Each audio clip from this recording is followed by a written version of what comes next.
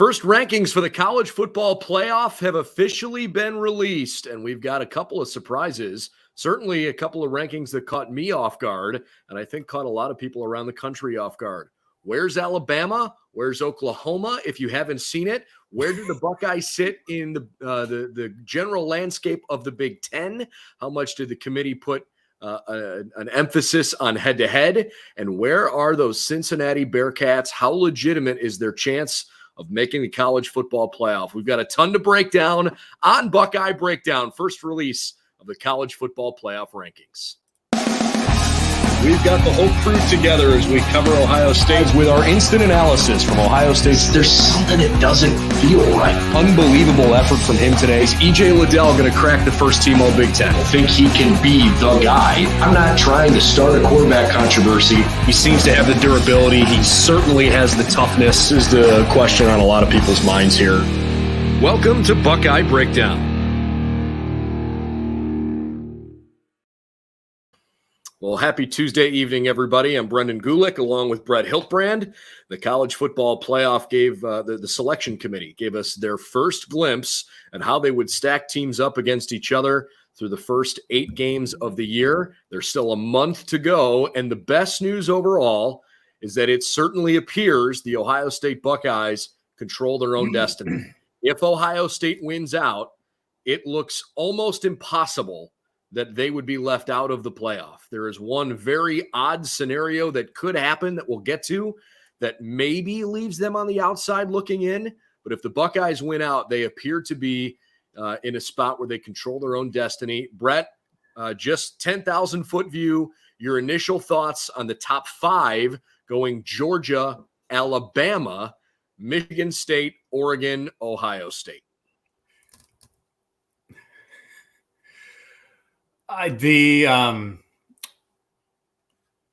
Once again, just blown away by the unbelievable benefit of the doubt Alabama continues to get. Deserved or undeserved, they still get it. The SEC at large gets it. It would have been fascinating if Bama beats Georgia given earlier this year. Georgia is not ranked second in this same exact scenario if you flip the results of that game. Georgia's 5 or 4 or wherever. But for whatever reason, the playoff committee just loves that deference to Nick Saban and company. It's unbelievable that they're at 2, flat out. It's just absolutely unbelievable. That being said, I think the other ones are a little bit more unsurprising, perhaps. Good for Sparty getting in that 3rd spot. I think Oregon at 4 at 7-1, 1 spot ahead at Ohio State's fair. I really don't love the Cincinnati being undefeated, left out. Oklahoma at 8 further down the list is kind of crazy in my mind too. But that first 5. Outside of Alabama's, quite frankly, puzzling placement, is about what I expected. I actually am I kind of align with what Kirk Herbstreit said. I was surprised because I didn't think it was going to happen, but I give thumbs up and kudos to the committee for putting Oklahoma at 8. I have literally said this for weeks. They are one of the most vulnerable, undefeated teams I've ever seen. They have not won convincingly, with the exception of last week's game. They looked very average against a bad Kansas team and against a non-Power 5 team in Tulane, who might even be better than Kansas, if we're being honest. I like the fact that the committee seemed to value winning head-to-head in places where it mattered. The Bearcats were ahead of Notre Dame. I don't have a problem with Oregon being ranked ahead of Ohio State right now. I think the Buckeyes are a better football team than Oregon, but I also think that with what Ohio State has left on its schedule, the resumes are extremely comparable, and head-to-head should mean something. And right. Oregon beat the Buckeyes, and that's the whole reason we started the playoff in the first place. We wanted a chance to decide it on the field, not just what a computer spit out. I am a little surprised that Alabama's 2. I'm not surprised they're in the top 4. I think Michigan State deserves to be ranked ahead of Alabama. Now,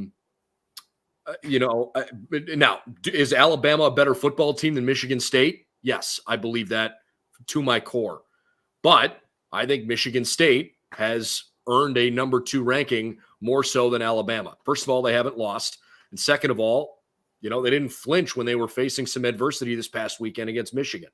The reality is for most of the teams that are, in the top tier of this, most of them control their own destiny other than Cincinnati.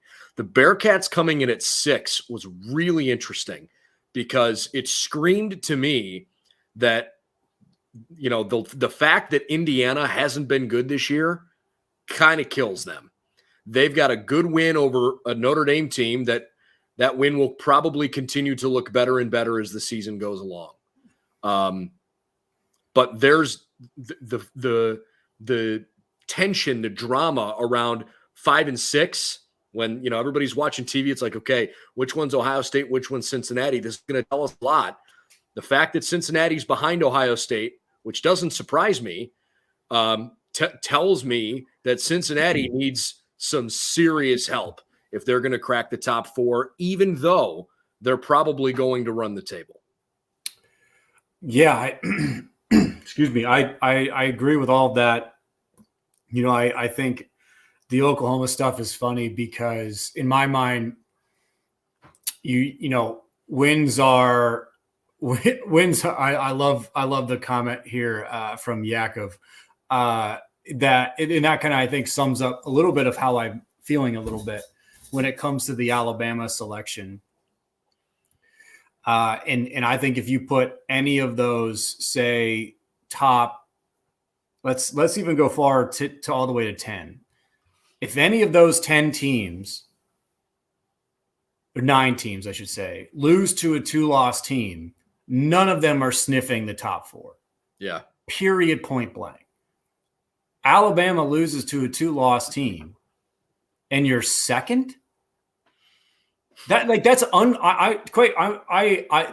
almost feel a little bit bad because, like, in my mind, like, seeing that, I'm almost like too hung up on it to really even maybe have like kind of like a full kind of cognitive rational thought about everything else. But regardless, I guess, at the kind of current kind of situation, these don't really matter all that much, but putting them second is just absurd. But I think it's unfortunate a little bit that we're having, the group of 5 non-power 5 conversation here of an undefeated team that in Cincinnati, that basically with this ranking, the committee's saying you got no shot. And it's like, enjoy whatever New Year's Six bowl that's outside the playoff. Enjoy that. Hopefully you beat, whatever like conference championship runner up we throw in there that has nothing to play for. And then you're going to beat that team by 30. And then everyone at the end of the game goes, well, they should have got in because whoever Georgia faces it for probably gets blown out. It's a little bit absurd, but I think, in the grand scheme of things, a little bit, my mind, it just feels so strange to see Bama in there at 2. Well, and I think in many ways it's judging potential rather than what we're seeing result wise. And that is not by any stretch of the imagination. That is not the exercise at which we're trying to kind of accomplish here. And that's frustrating. I think the fact that Alabama and Georgia are Georgia, Alabama are 1 and 2. If that's a close game, assuming they both win out and play each other in the SEC title game, right now the College Football Playoff Selection Committee feels they're the top 2 teams in the country. If that's a tight game in the SEC title game, it would be difficult to see them having those 2 teams ranked other than 1 and 2. And does Alabama jump Georgia because they beat them head to head? Hard to imagine if Georgia's only loss is to Alabama that they would fall below 2. So what I'm interested here to see is, okay, if Oregon wins out even though they don't have great teams left on their schedule, and if Ohio State wins out and they do have good teams left on their schedule, can Ohio State jump Oregon, or will the committee say, nope, head-to-head matters more, Oregon's ranked in front of Ohio State?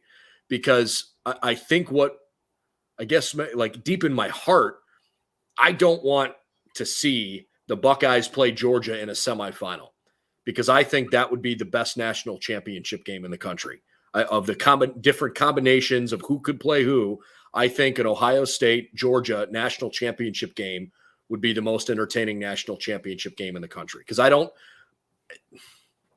guess Alabama and Georgia could play a second time and play for the national title, but I think Ohio State would be a more entertaining game because of the way the Buckeyes offense has achieved at a really high level. I just find it interesting that Oklahoma is so far behind. Like, they are way behind. And what could Oklahoma do in the second half of the year to jump 3 Big Ten teams and an unbeaten Cincinnati and a one-loss Oregon team?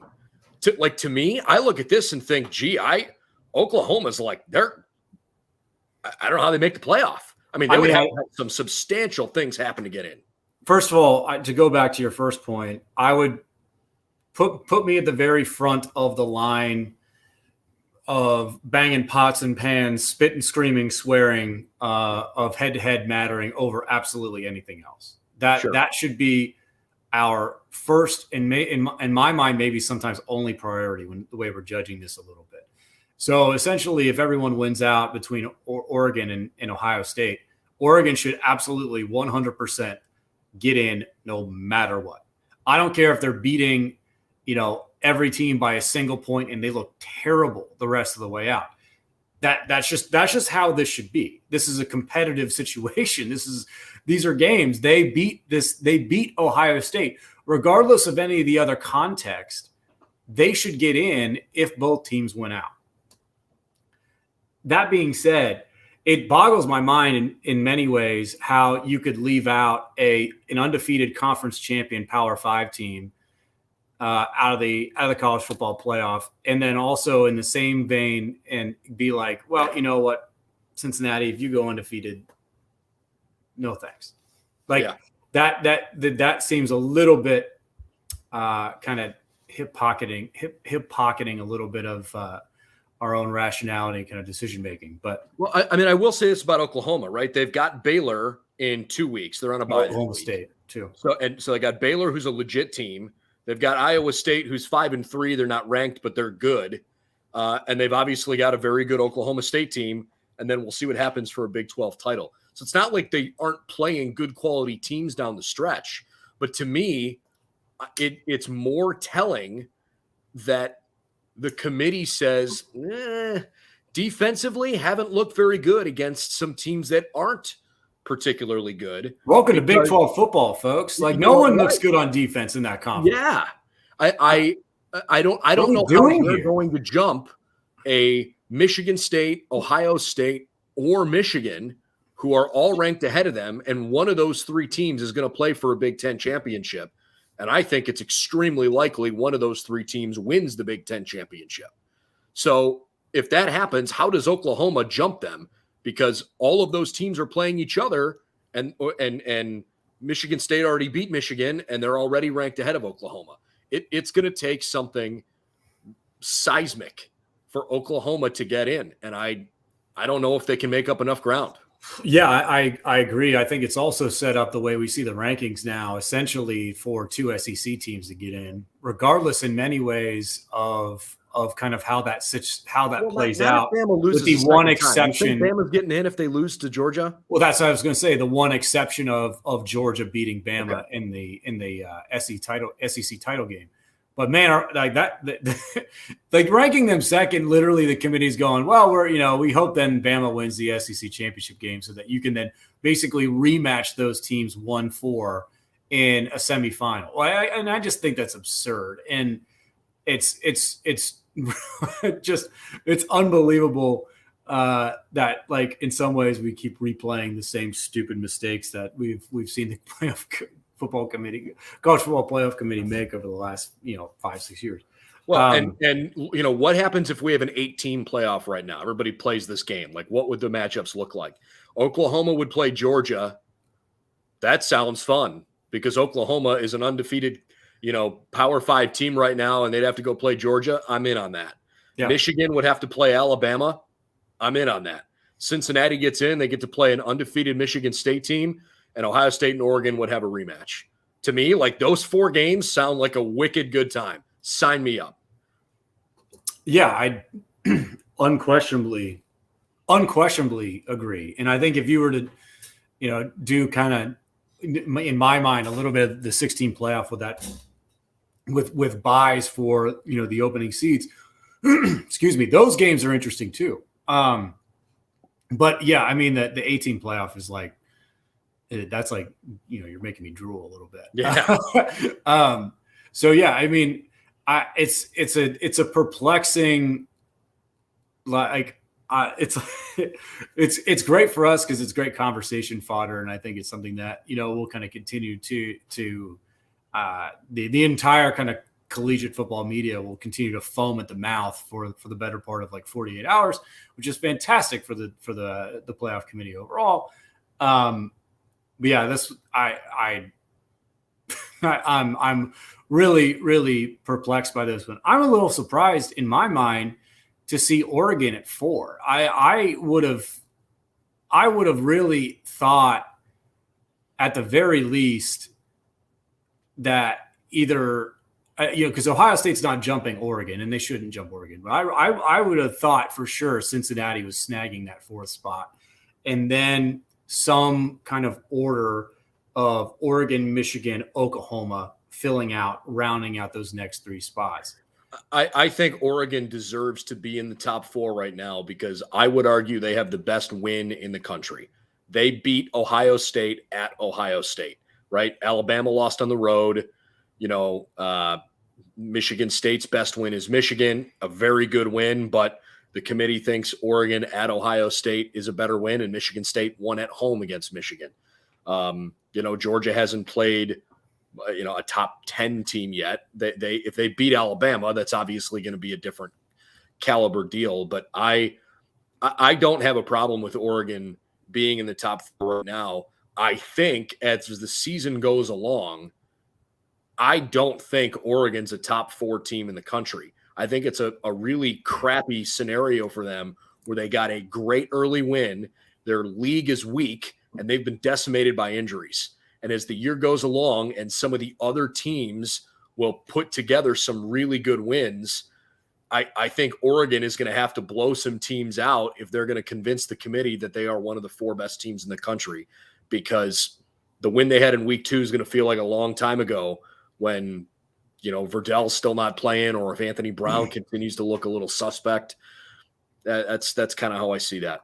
Yeah. And in my mind, Oregon is actually the great kind of measuring stick for how fair does the committee then judge essentially what struggling looks like and what dominance looks like. If you're judging Oklahoma for quote unquote struggling against Big 12 teams, are you then going to, in the same mind, in the same kind of within the same unbiased framework, that are you going to then judge what Oregon the rest of the way out if they struggle against Pac-12 teams, and then do they drop accordingly with how you then essentially judged and then equated Oklahoma so far? Because that makes all the sense in the world for me. It also then, in my mind, says that chances are it's one of 2 things in that scenario. Either the conference in which Oregon is playing, the Pac-12 or Oklahoma, Big 12, either that conference is not very good, and then, ipso facto, or Oklahoma or Oregon is not very good, or that conference is good and it is, a good team to be able to keep winning is also a good team, a la Alabama, and the benefit of the doubt that they're getting. And so that's why my head explodes whenever I see some of this, because you devalue Oregon for the same exact reasons why an SEC team gets or Oklahoma, for example, why an SEC team gets the benefit of the doubt. And it's very, very stupid. It's hypocritical at best. And it's frustrating. But I think it's something that we will see as time goes on, unless Oregon just kind of magically finds a gear that I don't think any of us believe that team has, to then all of a sudden just start blowing teams out and looking really dynamic and dominant. Gary Bart is on a teleconference right now with reporters after he finished up with his business with ESPN. That should be fun. Yeah. He was asked a question about the Buckeyes, and this is just a very brief quote. He says, offensively, who can argue with what's happened with Stroud and Henderson and Olave and Wilson? That's been impressive. And then he said they don't have a signature win. Well, if they win out, that's going to change, and they'll have at least 2 signature wins. Again, if they win out, they beat Michigan State, they beat Michigan. Those are going to be 2 signature wins. And plus, if you look down at the bottom of the college football playoff rankings, you see not 1, not 2, but 3 Big Ten West teams that have suddenly crept up in the rankings. Wisconsin is really interesting because off the top of my head, I don't think they're ranked in the AP or in the coaches poll, but Iowa falls to 22, and the committee says, well, if Iowa lost to Wisconsin and Wisconsin's won 5 games in a row and they're playing well, how do you not have Wisconsin ranked? And how do you not have them ranked ahead of Iowa? And frankly, Minnesota is probably playing better than both of them right now. Where do you put them? Minnesota, they're 6-2, but one of their losses is to the Buckeyes in a really competitive game. So there's almost no scenario possible that one of those 3 teams isn't the representative of the Big Ten West in the Big Ten title game. So whomever it is, obviously hoping Ohio State, if the Buckeyes beat Michigan State and if they beat Michigan, they're going to play another one of those 3 teams in a Big Ten title game and have a chance to rack up a win against a ranked opponent. It just continues to set up for, again, what I've been saying all along. Once Ohio State flipped that switch and CJ Stroud sat against Akron, and after 3 weeks of eye-popping performance, it became very clear that Ohio State is playing like one of the top 4 teams in the country. And if they win out, I just don't see a scenario in which the Buckeyes don't get in the playoff. And I thought tonight's rankings basically suggested that that's absolutely the case. Yeah. And I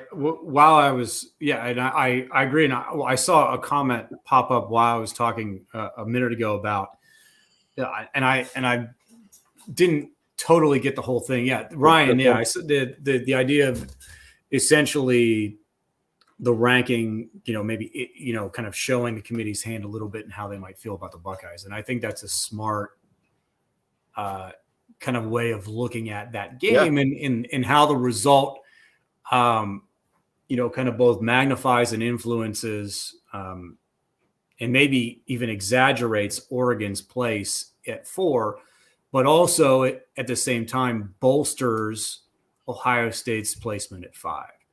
And I think that's a pretty smart way of looking at it. And I think, if we've looked at it in years past, Ohio State at 5, and,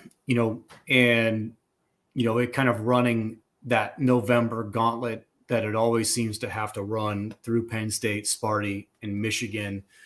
And then whichever Big Ten West team, comes in bloodied into the conference championship. Usually that bodes well as far as kind of checking boxes resume-wise for Ohio State in terms of being judged for the playoff. Yeah. So I think all in all, the Buckeyes are in a really good spot here. I am admittedly a little bit surprised. I tweeted just before we got started with the rankings, I thought Ohio State would be 6th or 7th. My gut was 6th, but I could see a scenario in which they're 7th. I was pleasantly surprised to see them come in at number 5. And for me, it had everything to do with the shock factor of Oklahoma, falling well behind Ohio State. I kind of expected that Alabama was going to be ranked ahead of Ohio State because Alabama, the way the rankings sit, even though Alabama lost to an unranked team, that team is now ranked 14th at 6-2. So, that loss looks a lot less, brutal for the Crimson Tide. So I kind of expected Alabama to be ranked ahead of Ohio State. I thought the Buckeyes would be 6th because I thought Oklahoma would be ahead of Ohio State. I'm not surprised that Ohio State is in front of Cincinnati. Before we wrap up, here's the one scenario that I think could create some real intrigue around how this whole thing works. And I want to evaluate this with you now as I lay this out, how this could work based on what we've learned tonight. It is possible that we have an undefeated Oklahoma who's a conference champion, an undefeated Cincinnati who's a conference champion, a 12-1 Ohio State team who's a Big Ten champ, a 12-1 Oregon team who's a Pac-12 champ, a 12-1 Alabama team who's an SEC champ, and a 12-1 Georgia team who lost to Alabama. That 6-team scenario very well could play out. Based on what we see tonight, I think it's next to impossible that Georgia and Alabama are both not going to get in the playoff. If they're 1-2 right now, and that's the only game that Georgia loses, I don't think they're going to get bumped out. So the question becomes, undefeated Oklahoma, undefeated Cincinnati, 1-loss Oregon, 1-loss Ohio State. 2 of them are in, 2 of them are out in that scenario. And I would say, based on what we've seen tonight, I like Ohio State's chances of getting in, and frankly, Oregon's. I could see where if Oklahoma boat races just puts out a crazy offensive performance against Baylor and Oklahoma State, where there are 2 big dogs left, and then we'll see who they play in a Big 12 championship game. I could see where Oklahoma could maybe get ahead of Oregon if Oregon doesn't look good and if Cincinnati doesn't have a resounding win the rest of the way because they don't have a great team left on their schedule. But to me, the only way Oklahoma gets in the playoff is if Ohio State beats both Michigan and Michigan State, because Oklahoma could jump Michigan as a 2-loss team and probably jump Michigan State if the Buckeyes beat Michigan State handily. And then the question becomes, are they good enough resume-wise to stack up with Cincinnati? And the reality is they might not be, because they've had some poor defensive performances so far. But I just think that 6-team scenario and those 6 records could make for a really interesting case of how the top 4 would play out. Yeah, if you watch the broadcast reveal the rankings and they talked to Herbie about Cincinnati, and what Herbstreit said was, if you're a UC fan, you have to be rooting for Georgia the rest of the way out, because any loss by Georgia really at any point eliminate, in my mind, given what we've seen tonight, it eliminates Cincinnati's chances just flat out. You're probably rooting for Oregon to lose. I think you're even maybe rooting for Oklahoma to lose, because if an undefeated Oklahoma is getting the respect or the lack of respect, a 1-loss Oklahoma team is gone and has no shot. I think it would be a fascinating discussion to have, in my mind, if a 1-loss Michigan State team, that 1 loss being to Ohio State, if that game's close, is a 1-loss Sparty team getting ranked ahead of an undefeated Cincinnati, or a 1-loss Oregon team, That is fascinating. I think it's pretty obvious where I stand. I think, regardless, in my mind, in some ways, of who you play, it's maybe how you play. That if you haven't lost yet, you probably should be ranked ahead of teams that have. Because at the end of the day, it's still about that. It's still about the final score. And if you lose, in my mind, or you should lose the benefit of context to that loss, because because what we've seen so far is that this committee is unwilling to essentially give the same context to undefeated teams, and that's frustrating.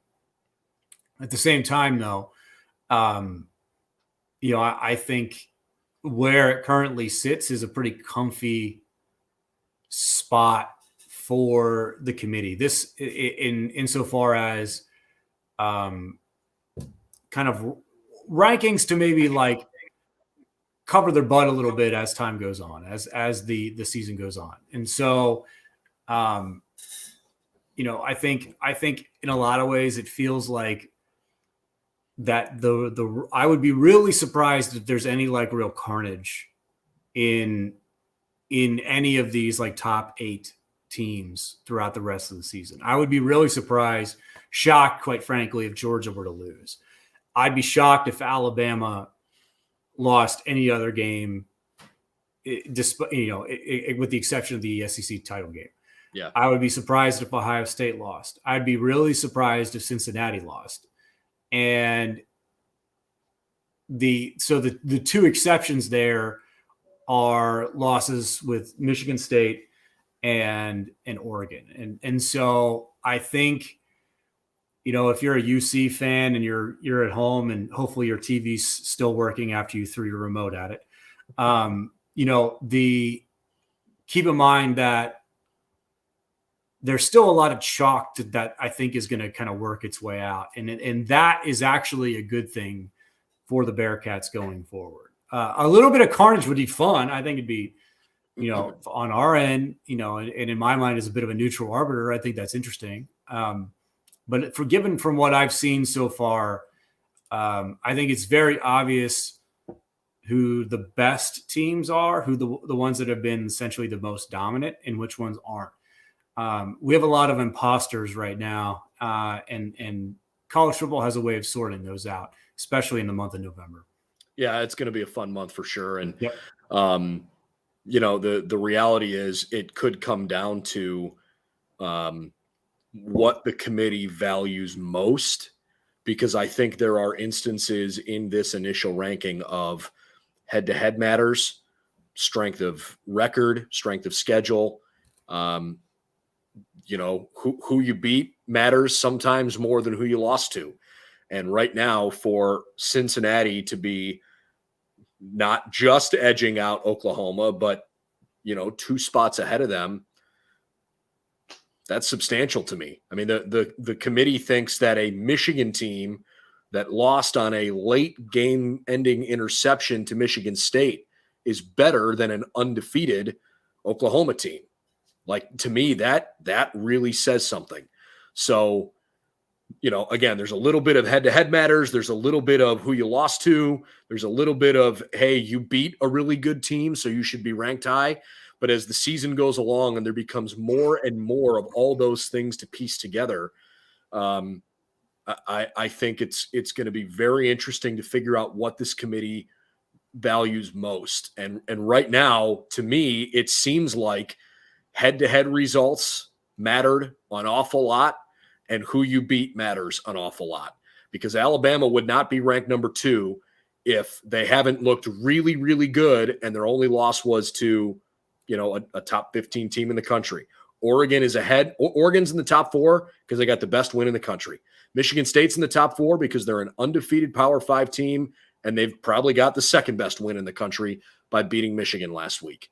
I think that statement has really mattered. Cincinnati is the highest ranked non-Power 5 team in college football playoff history because they beat Notre Dame at Notre Dame. That matters. It just hasn't been good enough yet for them to get into a spot where they could control their own destiny. So, look, what's crazy about that is it matters to get them to 6.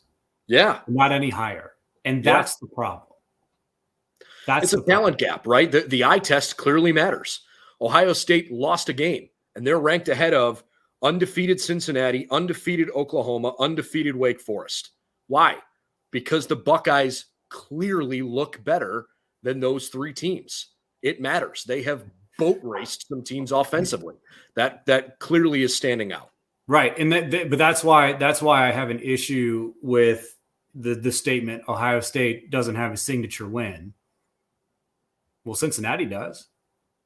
Ohio State doesn't have a signature win, and they have a loss, and they're ranked ahead of Cincinnati.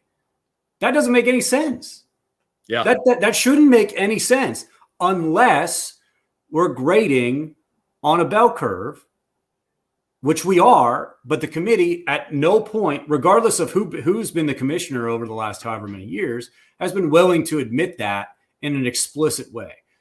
And I think if you're frustrated by that, like, you have every right in the world to be, because that, it quite frankly is not super fair. Yeah. And that's and it should be more fair. Yeah, totally get that. I'm with you on that front for sure.